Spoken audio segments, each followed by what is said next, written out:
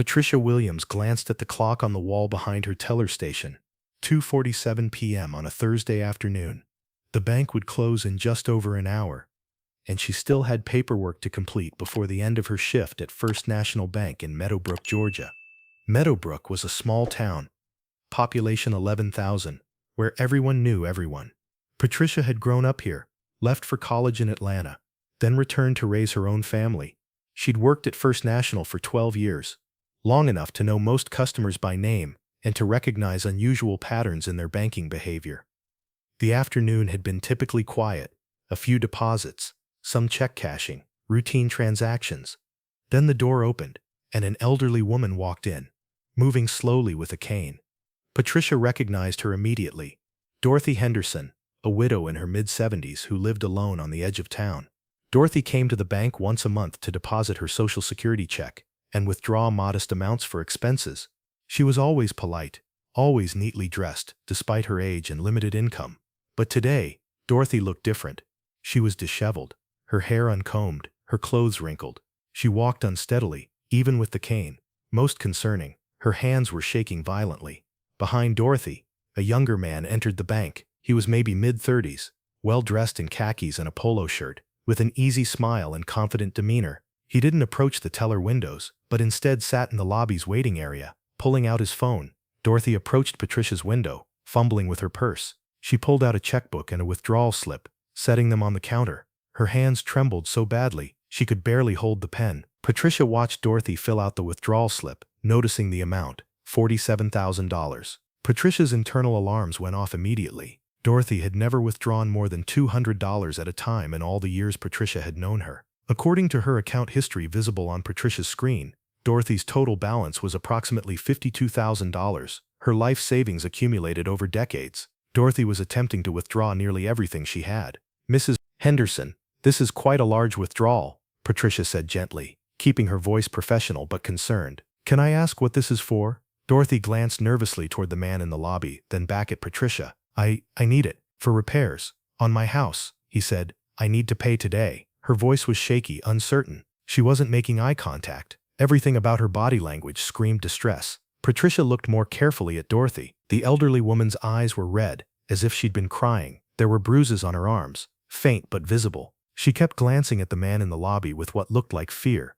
"Mrs. Henderson, are you okay?" Patricia asked quietly. "You seem upset." Dorothy's eyes filled with tears. She leaned closer to the window and mouthed two words, "Help me." Patricia's heart rate spiked. Dorothy wasn't just making a large withdrawal, she was being coerced into it. The man in the lobby was likely the person forcing her to empty her account. Patricia had attended training on elder financial exploitation just 6 months ago. The bank had brought in experts to teach staff how to recognize signs of seniors being scammed or coerced into giving away their money. Patricia remembered the key indicators: unusual withdrawals inconsistent with past behavior, elderly customers accompanied by new friends or helpers, visible distress or fear, reluctance to discuss the transaction, signs of physical or psychological abuse. Dorothy displayed every single red flag. Patricia made a split-second decision. "Mrs. Henderson, withdrawals over $10,000 require manager approval and additional verification. It's bank policy for security reasons. Would you mind having a seat while I get the manager? This will take just a few minutes." Dorothy looked panicked, glancing again at the man in the lobby. "But he said it needs to be today," he said. "It won't take long, I promise." Patricia interrupted gently. "Just a few minutes for the paperwork. Please, have a seat." Dorothy reluctantly moved to a chair near Patricia's window, not in the lobby near the man, but in the teller area where there was some separation. Patricia immediately pressed the button under her desk that alerted the bank manager of a concerning situation. She also sent a quick instant message through the bank's internal system. "Possible elder exploitation in progress. Customer being coerced. Man in lobby may be threatening her." Bank manager Thomas Wright appeared within seconds, having received Patricia's alert. She quickly briefed him: the massive withdrawal, Dorothy's distress, the suspicious man in the lobby, Dorothy's silent plea for help. "Call the police," Wright said quietly. "I'll delay the transaction and keep Dorothy safe in my office. If that man asks questions, tell him there's routine verification for large transactions." Wright approached Dorothy with a warm smile. "Mrs. Henderson, I'm Tom Wright, the manager. For transactions of this size, I need to go through some paperwork with you privately in my office. It's just standard procedure. Would you come with me?" Dorothy looked terrified but nodded. Wright escorted her to his office, a secure room with a door that locked from the inside. Patricia called 911 from the phone at her station, speaking quietly. "This is Patricia Williams at First National Bank on Main Street. We have an elderly customer who appears to be coerced into withdrawing her life savings." She mouthed "Help me" to me. "There's a man in the lobby who seems to be controlling her. We need police here immediately but discreetly. We don't want to alert him that we've called." The dispatcher took the information and confirmed officers were being dispatched. "Keep the customer safe and away from the suspect. Don't confront him. Officers will be there in approximately 5 minutes." Patricia watched the man in the lobby. He was looking at his phone but kept glancing toward the teller area, checking on Dorothy's progress. When he noticed Dorothy was no longer visible, he stood up and approached Patricia's window. "Excuse me," he said with a friendly smile. "The lady who was just here, Dorothy Henderson, is she coming back? We need to get going." "Are you with Mrs. Henderson?" Patricia asked, keeping her tone professional and neutral. "Yeah, I'm helping her with some home repairs. She's paying me today." "Is there a problem?" "No problem at all. For large withdrawals we just need manager approval. Standard bank policy. She's in the office completing the paperwork now. It shouldn't be too long." The man's smile tightened slightly. "How long is not too long? We really need to get this done today. Probably 15 to 20 minutes. There's quite a bit of verification required for withdrawals of that size." Patricia could see the man calculating, weighing his options. He clearly wanted to grab Dorothy and leave, but doing so would be obvious and suspicious. If he waited, police might arrive, but if he left without Dorothy and the money, he'd lose his chance at the $47,000. "But I'll wait," he said, returning to his seat, but now visibly agitated. Patricia continued processing other customers' transactions, appearing normal while internally counting the minutes until police arrived. 4 minutes later, 2 police officers walked into the bank, not rushing, not with sirens, but casually as if conducting routine business. They approached Patricia's window.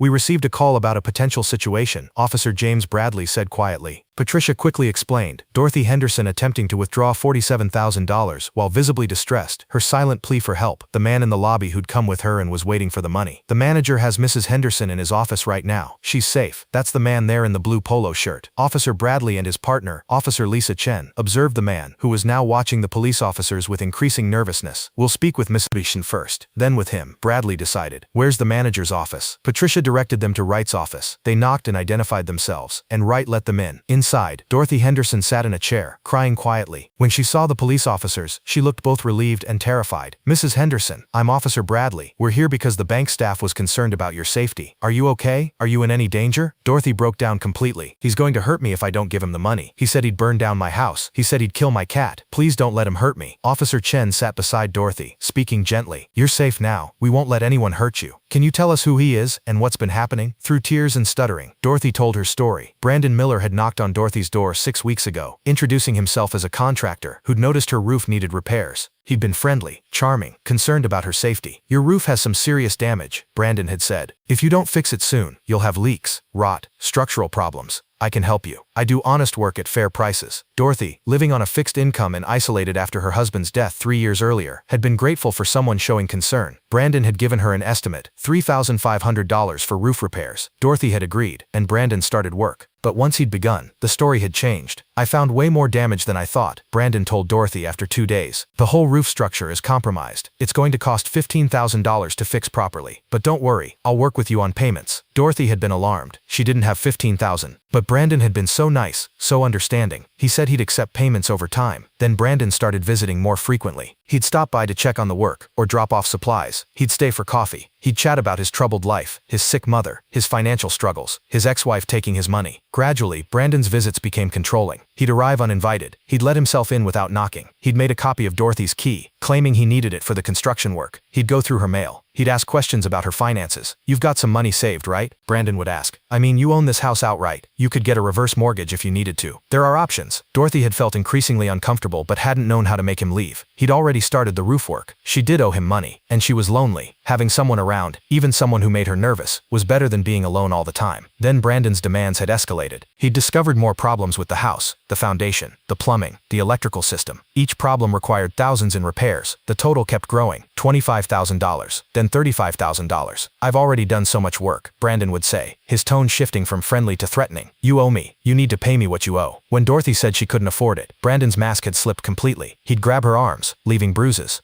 He'd shout at her, calling her ungrateful. He'd threaten her, burn down her house, hurt her cat, tell everyone in town she was a crazy old woman who'd hired him and was refusing to pay. "I know you have money saved." Brandon had his yesterday. "You're going to the bank tomorrow and withdrawing $47,000. That's what you owe me for all the work I've done. If you don't, or if you tell anyone what's really happening, I'll make sure you regret it." He'd insisted on driving her to the bank, on waiting while she made the withdrawal, on making sure she didn't try to ask for help. But Dorothy, frightened and desperate, had managed to silently communicate with Patricia at the teller window, mouthing "help me" and hoping the bank employee would understand. "He's been controlling me for weeks," Dorothy told the police officers, crying. "I'm so scared. I just want him to leave me alone. But he won't. He keeps demanding more money. He's at my house all the time. I feel like I'm a prisoner. Please help me." Officer Bradley and Officer Chen had heard enough. Brandon Miller wasn't a legitimate contractor completing agreed-upon work. He was a predator who'd targeted a vulnerable elderly woman, gained her trust, then systematically exploited and threatened her. "Mrs. Henderson, you're safe," Bradley assured her. "We're going to arrest Mr. Miller. He won't be able to hurt you or threaten you anymore. You did exactly the right thing by asking for help." The officers left Wright's office and approached Brandon in the lobby. He stood when he saw them, his expression shifting from casual to wary. "Mr. Miller, we need to speak with you about your business with Dorothy Henderson." "What business? I'm just a contractor she hired. Is there a problem?" "Yes, there's a problem. Mrs. Henderson says you've been threatening her and coercing her into giving you money. We need you to come with us." Brandon's demeanor changed instantly. "That's bullshit. She hired me to fix her roof. I did the work. Now she owes me money. That crazy old woman is trying to screw me over." "Sir, we have Mrs. Henderson's statement that you've been threatening her, controlling her, and attempting to extort $47,000 from her. You're under arrest." Brandon tried to run. He bolted toward the bank's exit, but Officer Chen was faster. She tackled him in the doorway, and both officers subdued and cuffed him. "And you've got this all wrong," Brandon shouted as they led him to the patrol car. "She's a liar. I did legitimate work. She owes me." But his protests were futile. The police had Dorothy's testimony, Patricia's observations, and the bank's security footage, showing Dorothy's distress and Brandon's controlling behavior. Brandon was charged with elder exploitation, extortion, fraud, and assault, based on the bruises on Dorothy's arms. Investigators would later discover this wasn't Brandon's first time targeting elderly victims. Detective James Morrison from the Financial Crimes Unit took over the case. He interviewed Dorothy extensively, examined Brandon's work on her house, and investigated Brandon's history. What he found was damning. Brandon Miller was a serial elder predator who'd targeted at least 7 elderly victims over 5 years using the same pattern. Brandon Ron. Identify an isolated, vulnerable senior, approach with a fake home repair concern. Gain trust through friendly behavior. Begin work and deliberately find additional problems. Escalate costs far beyond initial estimates. Become controlling and threatening when victims couldn't pay. Coerce victims into withdrawing savings or signing over property. Brandon had stolen over $300,000 from elderly victims using this scheme. Most victims hadn't reported it. They'd been too embarrassed, too scared, or hadn't realized they were victims until it was too late. Mrs. Henderson is lucky the bank teller recognized what was happening. Detective Morrison told Dorothy's family members, who'd rushed to her side after learning what had occurred. If Patricia Williams hadn't noticed the warning signs and called police, Brandon would have gotten the $47,000 and disappeared, likely would have moved to another town and found new victims. Dorothy's nephew, Robert Henderson, was furious. "How did this happen? How did no one notice some stranger was exploiting our aunt?" "Dorothy was isolated," Morrison explained gently. "Her husband died 3 years ago. Her kids live out of state. She doesn't have close friends nearby." That's exactly the profile Brandon targeted. Elderly people living alone without strong family oversight. He counts on victims being too embarrassed or scared to tell family what's happening. Robert felt guilty. He lived 2 hours away and only visited his aunt every few months. He'd had no idea she was being victimized. "This isn't your fault," Morrison assured him. "Brandon is skilled at isolation and manipulation. But moving forward, Mrs. Henderson needs family involvement and oversight to prevent future exploitation." Detective Morrison's investigation into Brandon Miller revealed a sophisticated predator who'd perfected his scheme over years. Brandon had no legitimate contractor license. The repairs he'd done were either unnecessary or so poorly executed, they actually damaged Dorothy's home rather than improving it. He put some new shingles on her roof, but he did it wrong, actually created places where water will pool and leak. A legitimate contractor told Morrison during an assessment of Dorothy's home. The foundation work he claimed to do, he just poured some concrete in random spots. Didn't fix anything. The electrical work, he moved some wires around but created fire hazards. He charged her tens of thousands for work that's worthless or harmful. Brandon's bank records showed deposits from multiple elderly individuals over the past 5 years, evidence of other victims. Morrison began tracking down those victims, discovering Brandon's pattern. Victim 1, Harold Chen, 82. Brandon had convinced Harold his house needed extensive foundation work, ultimately coercing $62,000 from the elderly man. Harold had been too embarrassed to tell his family until it was too late. Brandon had disappeared before Harold realized the work was fake. Victim 2, Margaret Sullivan, 79. Brandon had targeted Margaret with the same roof repair scam, escalating to $38,000 in fake repairs. Margaret had mortgaged her paid-off house to pay him. She was now at risk of foreclosure. Victim 3, Thomas Wong, 77. Brandon had convinced Thomas his deck was collapsing and dangerous, ultimately taking $45,000 for unnecessary work. Thomas had withdrawn money from his retirement account, triggering tax penalties that further devastated his finances. Each victim fit the profile: elderly, isolated, widowed, or living alone, with some savings but limited income. Brandon would research his victims, learning about their finances and vulnerability before approaching them. He's a professional predator, Morrison told the prosecutor assigned to the case. He doesn't just randomly knock on doors. He targets specific victims after identifying them as vulnerable. He gains trust systematically. He escalates systematically. He uses psychological manipulation and threats to maintain control. This is organized, calculated elder exploitation. The investigation also revealed how Brandon found his victims. He'd volunteer at senior centers, attend church services with large elderly congregations, and befriend staff at facilities serving seniors. He'd gather information about which seniors lived alone, had assets, and lacked family oversight. He literally hunted for vulnerable elderly people, Morrison explained. Once he identified targets, he'd engineer chance encounters, showing up at their homes claiming to have noticed problems, or meeting them at community events and offering to help with tasks. He built relationships deliberately to exploit them. As Morrison identified Brandon's previous victims, he contacted each one to inform them of the arrest and to gather evidence for prosecution. The conversations were heartbreaking. Harold Chen broke down when Morrison called. "I was so ashamed," Harold said. "I'm supposed to be smart. I had a career, raised a family, managed finances my whole life, but Brandon made me feel stupid and helpless. He convinced me my house was falling apart and I had to pay him to fix it. When I finally realized I'd been scammed, I was too embarrassed to tell anyone. I just lost $62,000 and felt like a fool." "You're not a fool," Morrison assured him. "Brandon is a professional manipulator who targets people when they're most vulnerable. What happened wasn't your fault." Margaret Sullivan was still dealing with the financial devastation Brandon had caused. "I mortgaged my house to pay him," Margaret said, crying. "I'm 79 years old and now I'm making mortgage payments again. I might lose my home. And for what? For fake repairs that didn't fix anything. Brandon took my security and my peace of mind." Thomas Wong expressed anger rather than shame. "I hope he rots in prison," Thomas said. "He's not just a thief, he's worse. He targets old people who trust him. He destroys their financial security in their final years. There's a special place in hell for people like Brandon." Each victim's testimony painted a picture of a predator who specifically targeted society's most vulnerable members, systematically destroying their financial security and independence.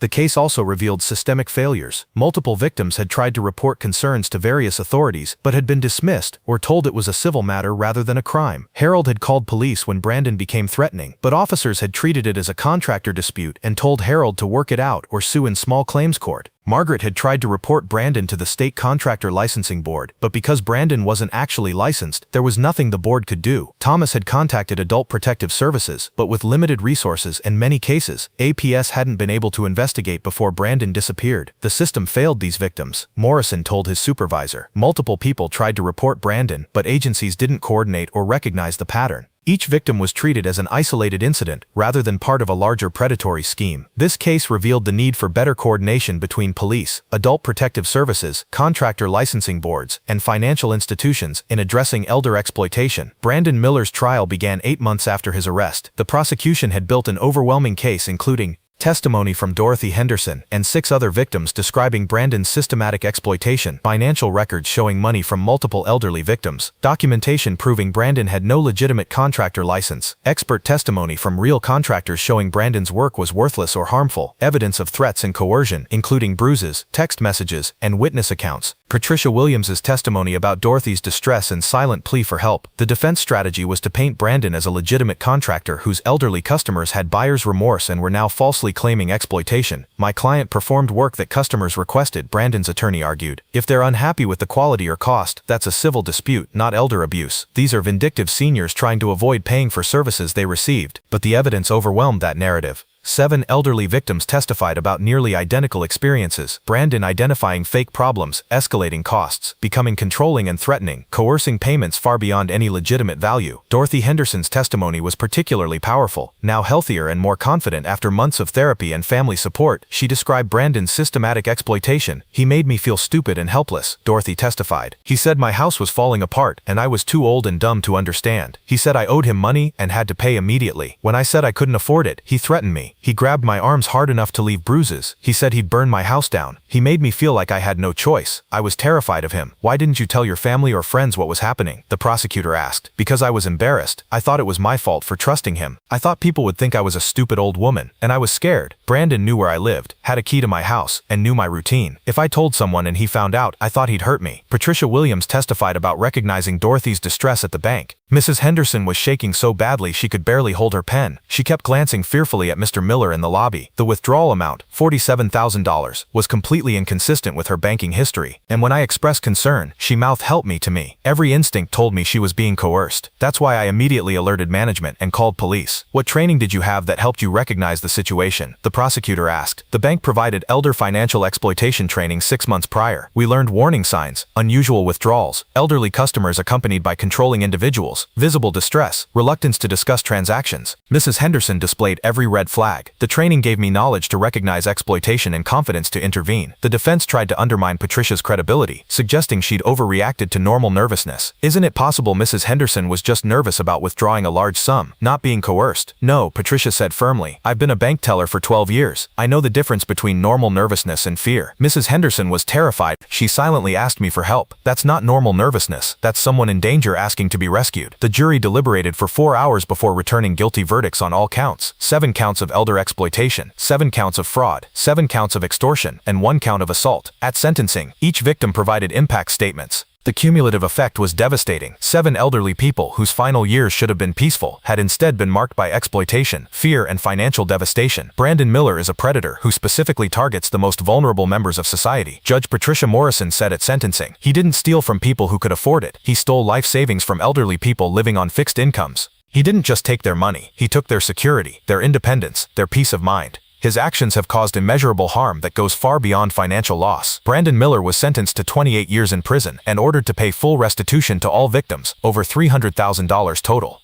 Dorothy Henderson's physical and financial recovery took months. The immediate crisis was over. Brandon was in prison. She was safe, but the trauma and financial devastation remained. Her nephew Robert moved her into his home temporarily while they assessed her living situation. Dorothy's house needed legitimate repairs to fix the damage Brandon had caused with his shoddy work. Her savings were nearly depleted. She'd withdrawn nothing, thanks to Patricia's intervention, but she'd already paid Brandon $8,500 before the bank incident. Brandon was ordered to pay restitution, but he doesn't have $300,000, Detective Morrison explained to Dorothy and Robert. The state will try to recover what it can from his assets, but realistically, victims will recover only a fraction of what they lost. Dorothy struggled emotionally. She'd been independent her whole life, raised 5 children, worked as a nurse for 40 years, managed her own finances after her husband's death. Brandon's exploitation had shattered that independence. I feel like I can't trust my own judgment anymore, Dorothy told her therapist, Dr. Sarah Martinez. I let a stranger into my home. I believed his lies. I let him control me. How do I ever trust myself again? Martinez helped Dorothy understand that her experience wasn't a personal failing, but the result of deliberate manipulation by a skilled predator.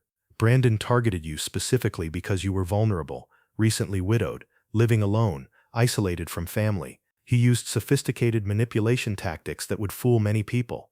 Being victimized doesn't mean you're stupid or weak. It means someone evil targeted you. Dorothy also struggled with shame about needing help. I'm 76 years old. I should be able to take care of myself. Now I'm living with my nephew like a child who can't be trusted alone. Needing help isn't weakness, Dr. Martinez explained. After trauma, everyone needs support to recover.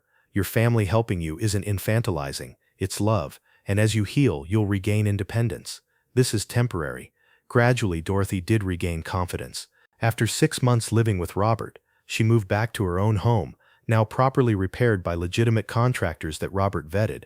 She had new locks, a security system, and regular check-ins from family. She reconnected with friends and community, reducing the isolation that had made her vulnerable. I'm not the same person I was before Brandon, Dorothy reflected a year after her rescue. I'm more cautious, more skeptical, but I'm also more connected to family and community.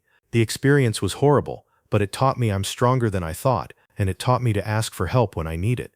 The other victims had varying recovery experiences. Harold Chen, still ashamed despite support, struggled with depression and died 2 years after Brandon's trial. His family believed the exploitation had hastened his decline. Margaret Sullivan lost her home to foreclosure and moved into senior housing. Thomas Wong recovered his money through asset seizure and was doing reasonably well.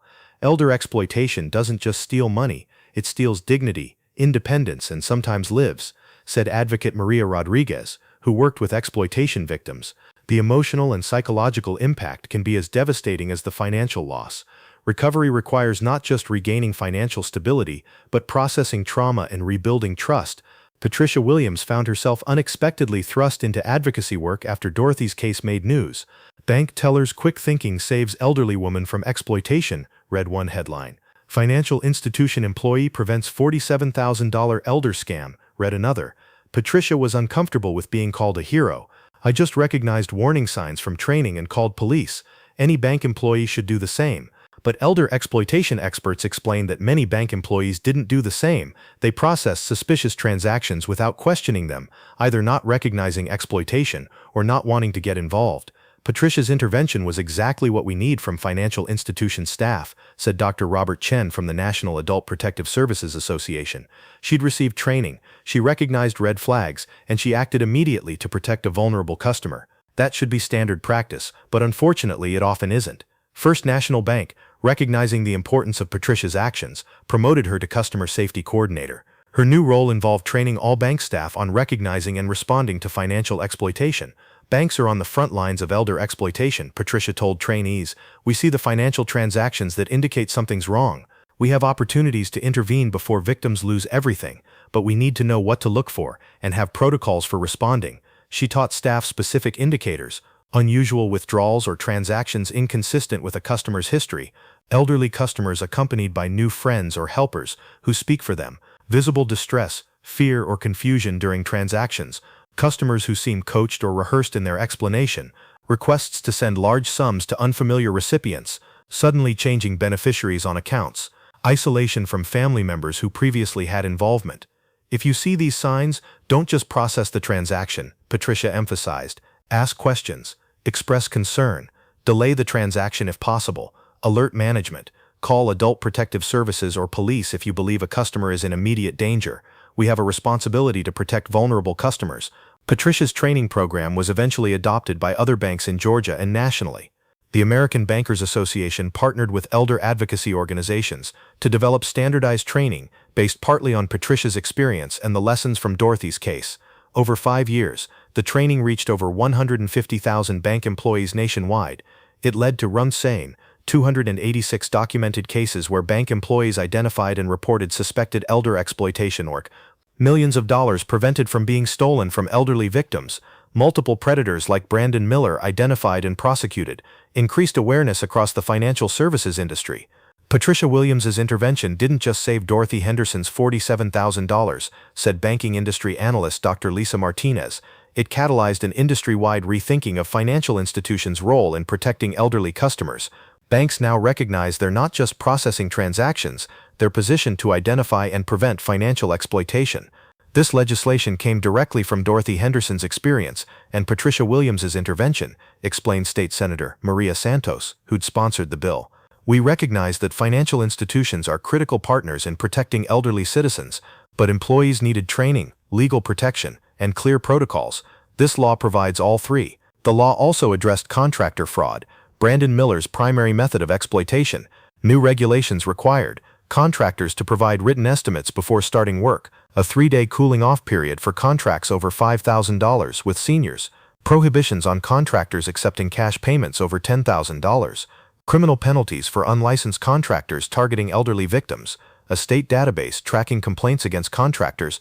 Brandon Miller operated without a license and targeted vulnerable seniors, said Georgia Department of Consumer Affairs Director James Thompson.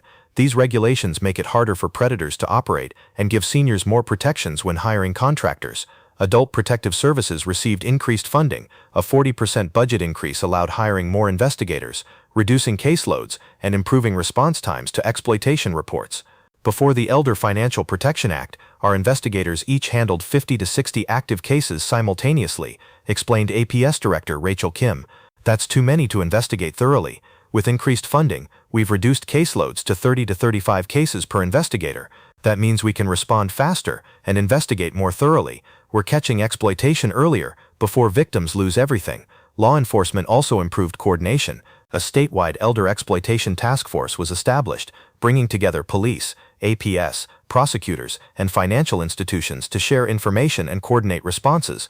Brandon Miller victimized people across multiple counties over 5 years, Detective Morrison explained. Each jurisdiction saw him as an isolated incident. If we'd had coordination and information sharing, we might have identified the pattern earlier and stopped him before he victimized 7 people. The task force ensures that won't happen again. The changes had measurable impact. Within 3 years, elder exploitation reports increased 156%, reflecting better recognition, not increased exploitation. Successful prosecutions of exploitation increased by 89%. An estimated $23 million was prevented from being stolen from elderly Georgians. Multiple predatory schemes were disrupted. We haven't eliminated elder exploitation, Senator Santos acknowledged, but we've made Georgia a harder place for predators to operate and an easier place for victims to get help. That's progress. Recognizing that prevention was better than intervention, advocates launched a public education campaign about elder financial exploitation. Protect Your Parents, Protect Yourself became a statewide initiative teaching families how to recognize and prevent exploitation. The campaign emphasized warning signs, sudden changes in financial behavior or circumstances, new best friends or helpers appearing in an elderly person's life, isolation from family and friends, unpaid bills despite adequate income, confusion about finances or missing money, signatures on documents the person doesn't remember signing, changes to wills, beneficiaries, or power of attorney. Prevention strategies. Be wary of new relationships that seem to develop quickly. Verify contractors' licenses and get multiple estimates for repairs. Set up safeguards like requiring 2 signatures for large transactions. Have honest conversations about finances and decision-making. Create support networks so elderly people aren't isolated. Report suspicions early rather than waiting for certainty. Dorothy Henderson became a public face of the campaign, bravely sharing her story to help others avoid similar victimization. I was embarrassed after what happened with Brandon, Dorothy told audiences at community presentations. I didn't want people to know I'd been fooled, but my therapist helped me understand that staying silent protects predators and leaves other seniors vulnerable. By sharing my story, I'm helping prevent others from experiencing what I went through. Dorothy's presentations were powerful. She described Brandon's manipulation tactics in detail, how he'd gained her trust gradually, how he'd isolated her from family, how he'd escalated from small requests to massive financial demands, how he'd used threats to maintain control. Predators like Brandon don't look like criminals, Dorothy explained. He was clean-cut, polite, professional. He seemed trustworthy. That's how he got access to vulnerable people. If I can help just one family recognize warning signs before it's too late, sharing my story is worthwhile. The campaign reached hundreds of thousands of Georgians through presentations, media coverage, printed materials, and social media. Post-campaign surveys showed 73% of respondents could identify at least 3 warning signs of exploitation. Families reported feeling more empowered to intervene if concerned. Education is critical, said gerontologist Dr. Thomas Anderson. Many families don't recognize exploitation until significant damage has occurred. By teaching people warning signs and giving them permission to intervene, we enable earlier detection and prevention. Despite progress, elder exploitation remained a massive problem. As Dorothy's case reached its 5-year anniversary, advocates acknowledged ongoing challenges. Elder exploitation is a $3 billion annual problem in the United States, explained elder justice advocate Dr. Jennifer Park. For every case like Dorothy's where intervention prevents loss, there are dozens where victims lose everything before anyone notices. We've made progress, but we're still losing far more battles than we're winning. The challenges were substantial. Underreporting. Most exploitation was never reported. Victims were too embarrassed, too cognitively impaired to recognize exploitation, or too scared of retaliation. Estimates suggested only 1 in 44 cases of elder exploitation was reported to authorities. Resource limitations. Despite increased funding, adult protective services remained understaffed relative to need. Many reports couldn't be investigated thoroughly due to caseload volume. Family exploitation. The majority of elder exploitation was committed by family members, adult children, grandchildren, caregivers.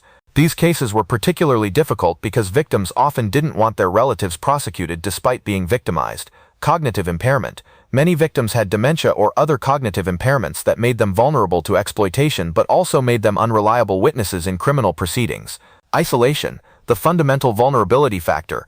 Elderly people living alone without family oversight was increasing as populations aged and families became more geographically dispersed. We can train bank tellers and pass better laws, but if elderly people are isolated and vulnerable, predators will find ways to exploit them, Dr. Park explained. We need broader societal solutions, communities that stay connected to elderly members, families that remain involved, systems that catch warning signs early. Patricia Williams, now working nationally as a consultant on elder financial protection, acknowledged the scale of the challenge. I saved Dorothy Henderson because I was trained to recognize exploitation, and I acted on what I saw. But for every Dorothy I save, there are many more victims I'll never encounter. We need systemic change, not just individual interventions. 10 years after Patricia noticed Dorothy's shaking hands and read the withdrawal slip, they marked the anniversary with a reunion at First National Bank, the place where intervention had changed Dorothy's life. Dorothy was now 86, living independently with family support. Patricia was 48, a nationally recognized expert on preventing elder financial exploitation. Detective Morrison had retired, but remained involved in advocacy work. They gathered with other key figures from the case: bank manager Tom Wright, the responding officers, APS workers, prosecutors, and some of the other victims Brandon had exploited. 10 years ago, I walked into this bank terrified and desperate, Dorothy told the small gathering. A man I'd trusted had manipulated me, threatened me, and was forcing me to give him my life savings. I felt helpless and alone. But Patricia noticed something was wrong. She saw my fear. She recognized I was silently asking for help, and she acted. Dorothy looked at Patricia with tears in her eyes. You saved more than my $47,000 that day. You saved my independence, my security, my remaining years. Because of you, I've had 10 good years instead of losing everything to a predator. I've reconnected with family. I've rebuilt my confidence. I've helped educate others so they don't fall victim like I did. That's all because you cared enough to intervene. Patricia hugged Dorothy. You were brave enough to ask for help, even silently. That took courage, and you've used your experience to protect countless other seniors through your advocacy. You've transformed your victimization into purpose. That's inspiring, Dorothy. They reflected on 10 years of impact. Training programs reaching 300,000 plus financial services workers, policy changes in multiple states strengthening protections, hundreds of documented interventions preventing exploitation, increased public awareness and family vigilance, a national conversation about elder protection. One intervention by one bank teller started all of this, said Senator Santos, who'd attended the reunion. Patricia's decision to trust her instincts and call police didn't just save Dorothy, it catalyzed a movement. We've built systems, passed laws, trained professionals, and educated the public. Thousands of elderly people are safer because Patricia noticed and acted 10 years ago, but they also acknowledged work remaining. Elder exploitation continued. New predators emerged. Vulnerable seniors still needed protection. This isn't a problem we solve once, Patricia told the group. It's ongoing work, requiring sustained vigilance. Every bank teller, every family member, every community member needs to stay aware and willing to intervene when they see exploitation. That's how we protect vulnerable people, through collective awareness and action. 15 years after Patricia Williams noticed Dorothy Henderson shaking hands, their story continued inspiring change in how society protected elderly citizens from financial predators. Patricia, now 53, had become a leading national voice on elder financial protection. She'd written a book, The Withdrawal Slip, How One Bank Teller's Vigilance Exposed Elder Exploitation, which was used in training programs across the financial services industry. She consulted with banks, testified before Congress, and trained thousands of professionals annually. That Thursday afternoon 15 years ago changed my career and my life's purpose, Patricia told an interviewer. I was a small-town bank teller processing routine transactions. Then Dorothy walked up to my window, and in an instant I had to decide whether to notice her distress and act on it. I chose to intervene. That choice led to everything since: Brandon's arrest, policy changes, training programs, my advocacy career. One moment of paying attention created ripples that spread far beyond what I could have imagined. Dorothy Henderson, now 91, remained active in elder advocacy despite her advanced age. She spoke regularly at senior centers and community events, sharing her story to help others recognize and avoid exploitation. I'm 91 years old and I've outlived the man who tried to destroy me, Dorothy told audiences with satisfaction. Brandon Miller is in prison where he belongs. I'm free, safe, and using my remaining years to protect other seniors. That's the best revenge, not just surviving but thriving and helping others. Dorothy's family had remained actively involved in her life. Her nephew Robert checked on her daily. Her children visited monthly. She had a network of friends and community connections that ensured she was never isolated or vulnerable again. The exploitation taught our family painful lessons about vigilance and involvement, Robert reflected. We'd left Aunt Dorothy alone too much, assuming she was fine. We didn't recognize the warning signs when Brandon was exploiting her. We've changed how we engage with elderly family members. More contact, more awareness, more willingness to ask uncomfortable questions about finances and relationships. Brandon Miller, now 50, remained in prison serving his 28-year sentence. Parole hearings had been denied multiple times due to his lack of remorse and continued denial of wrongdoing. Brandon still claims he was a legitimate contractor who did nothing wrong, Detective Morrison reported. He maintains the victims are lying, that it was a civil dispute, not elder abuse. He shows no understanding of the harm he caused. He's exactly where he should be, in prison, unable to target more vulnerable people. The systemic changes sparked by Dorothy's case had endured and expanded.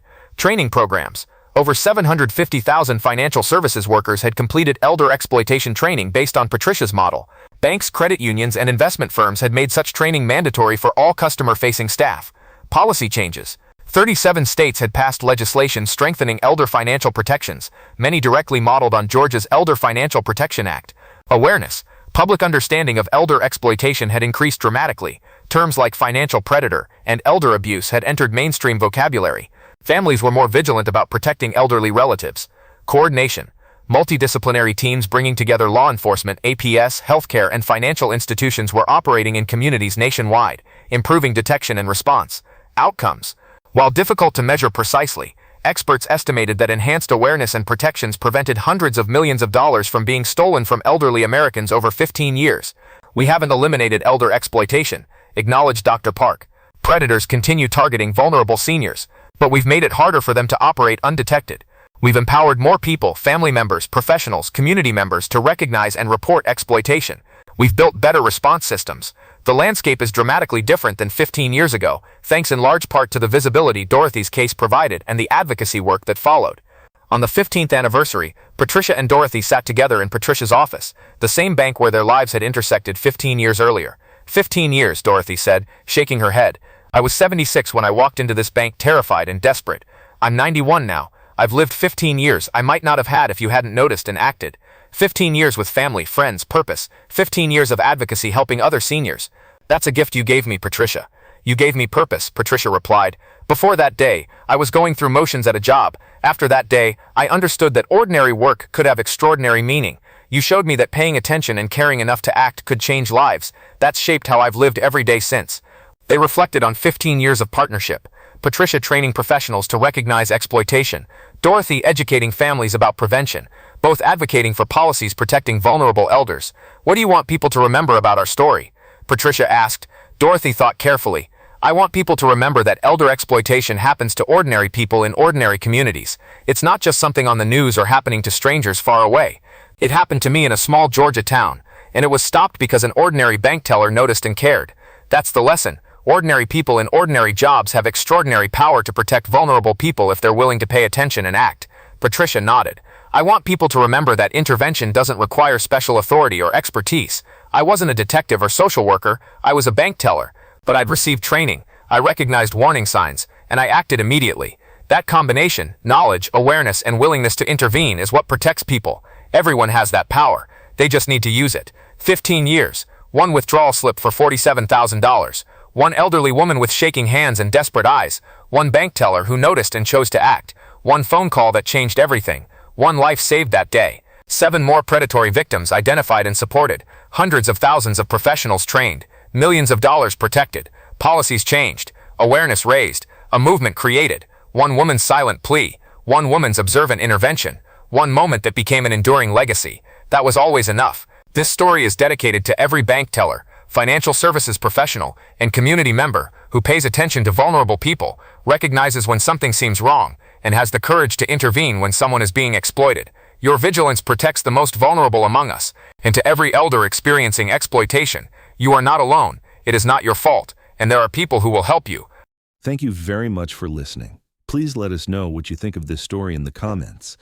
Don't forget to like the video and subscribe to the channel. Turn on notifications so you don't miss any other videos.